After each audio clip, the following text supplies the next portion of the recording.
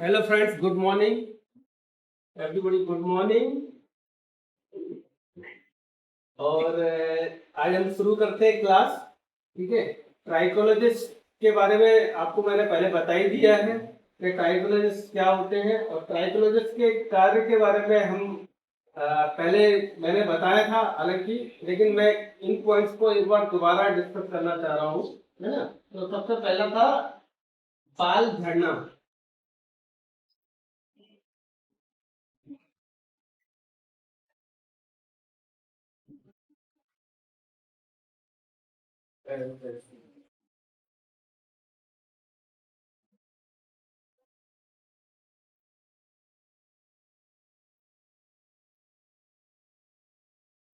Alopecia, है ना, बाल झड़ना। पहले तो मैं आपको आज कुछ चीजें क्लियर करना चाहता हूँ कि बाल झड़ना क्या होता है। हेयर फॉल बोलते हैं तो, लेकिन हेयर फॉल में भी दो तीन प्रकार होते हैं।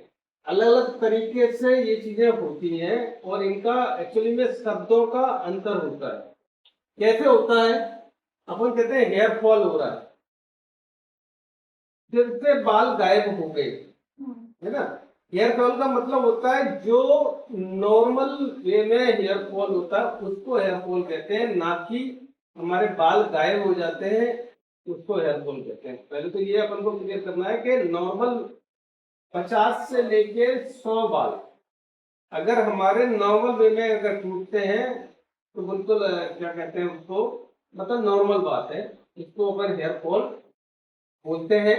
लेकिन वो हेयर फॉल केवल नॉर्मल होता है, मतलब ये सभी को होता है, एक आम इंसान को सभी को होता है, उनको कोई भी मतलब जो ज्यादा मात्रा में होता है।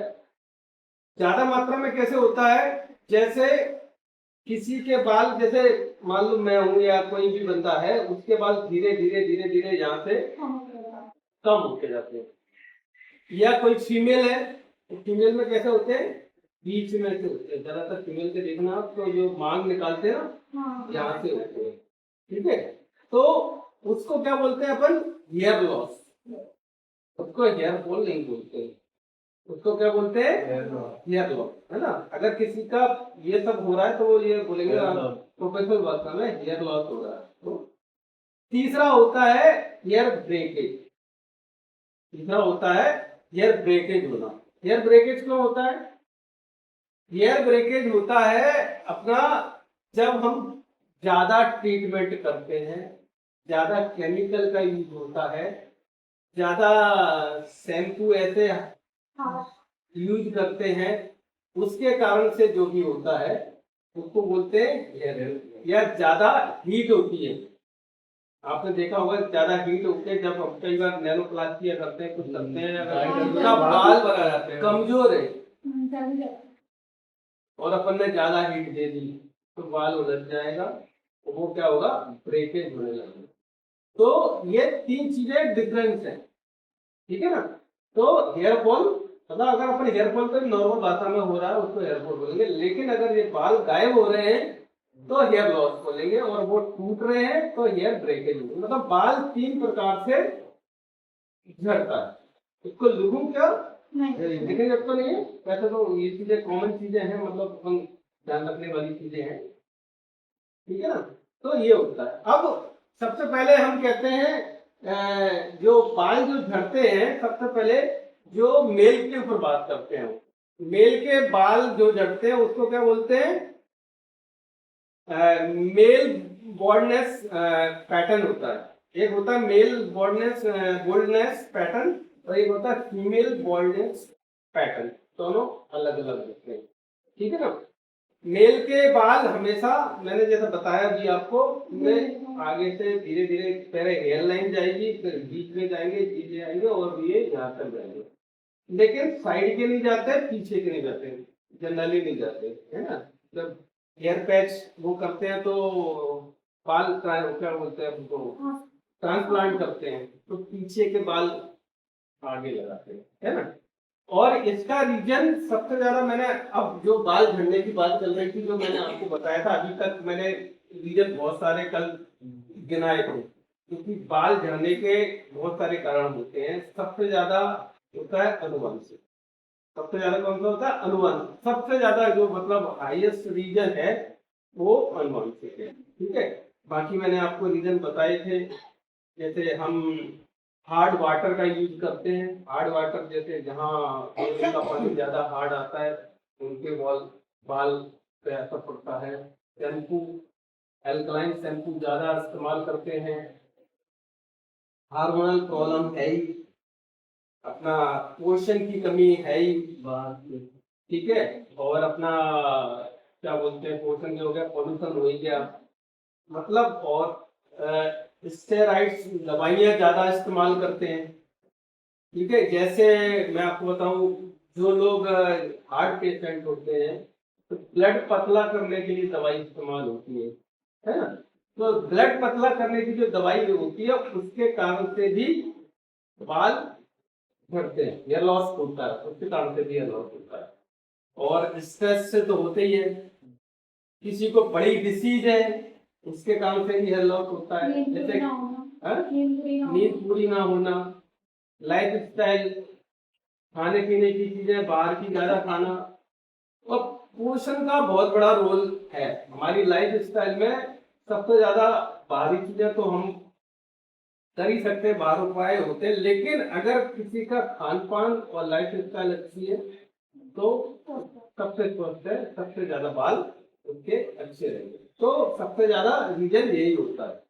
अब मैंने जो स्टडी किया कि मतलब मेरे को भी उत्सुकता थी, लेकिन मैंने जो जानने की कोशिश करी कि बाल तो पूरे झड़ना चाहिए, साइड के क्यों नहीं झड़ते, ये क्यों नहीं झड़ते भाई? बॉडी के अंदर सब चीजें तो कमी हो रही है, पॉल्यूशन का असर हो रहा है, कोई भी असर हो रहा है तो वो सारे बालों पर होना चाहिए। ये सवाल आता है ना आपके दिमाग के अंदर ही आ रहा होगा कि ये चीज क्यों नहीं हो रही है।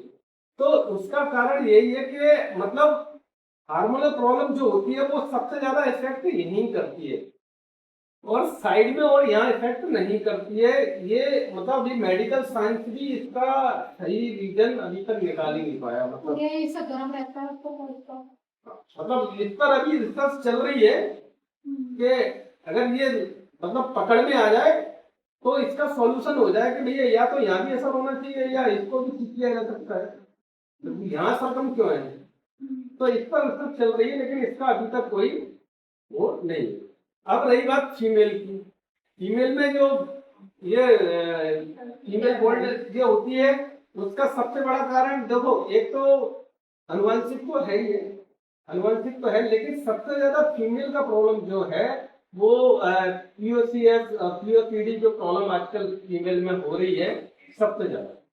क्योंकि क्या होता है, जब बहुत ज्यादा ब्लीडिंग हो जाती है तो उससे क्या होता है, जो हीमोग्लोबिन होता है वो कम हो जाता है, और हीमोग्लोबिन हमारे शरीर में क्या करता है, बालों को ऑक्सीजन देने का काम करता है, और उससे हमारे बालों में आयरन की कमी हो जाती है।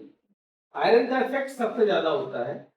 तो हमें फीमेल को मतलब सबसे ज्यादा इसके कारण से जो इफेक्ट होता है, आजकल फीमेल के बाल जो हेयर लॉस हो रहे हैं वो सबसे ज्यादा कारण वही है, सबसे ज्यादा, क्योंकि अधिकतर महिलाओं को ये प्रॉब्लम होती है। तो इस पर विशेष रूप से महिलाओं को इस पर काम करना चाहिए, इसको ठीक करना चाहिए, नहीं तो बालों को, और बाल चले गए ना, जो हेयर लॉस होता है ना वो बाल चले गए ना तो दोबारा नहीं आते।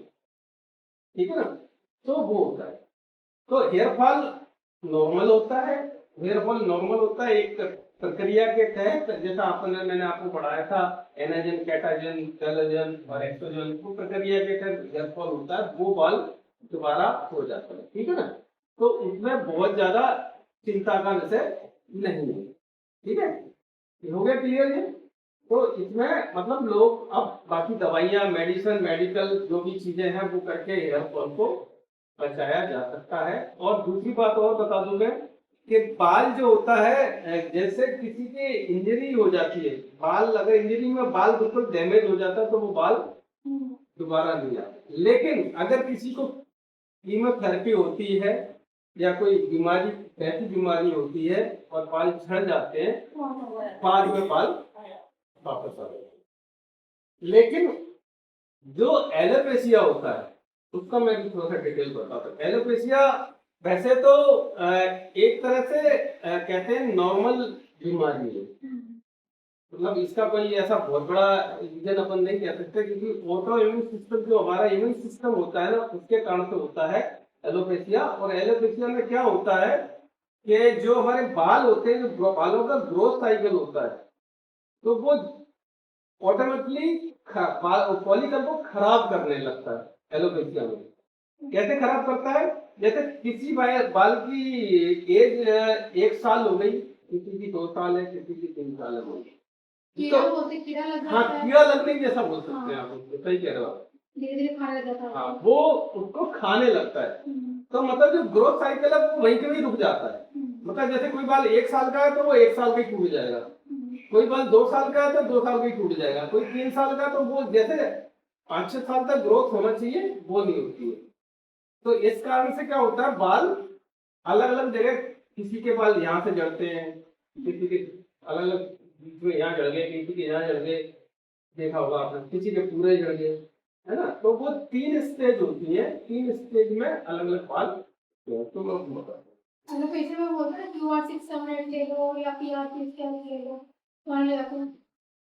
PRP होती है, PRP PRP बताऊंगा ना, PRP भी क्या है, वो अच्छा, ब्लड PRP इंजेक्शन से दी हाँ। जाती है, वो ना ब्लड निकाल कर आपके जो सेल्स होते हैं ना उसमें सेल्स डाले जाते हैं ब्लड में, और फिर उसको दोबारा से इंजेक्ट किया जाता है स्कैल्प में।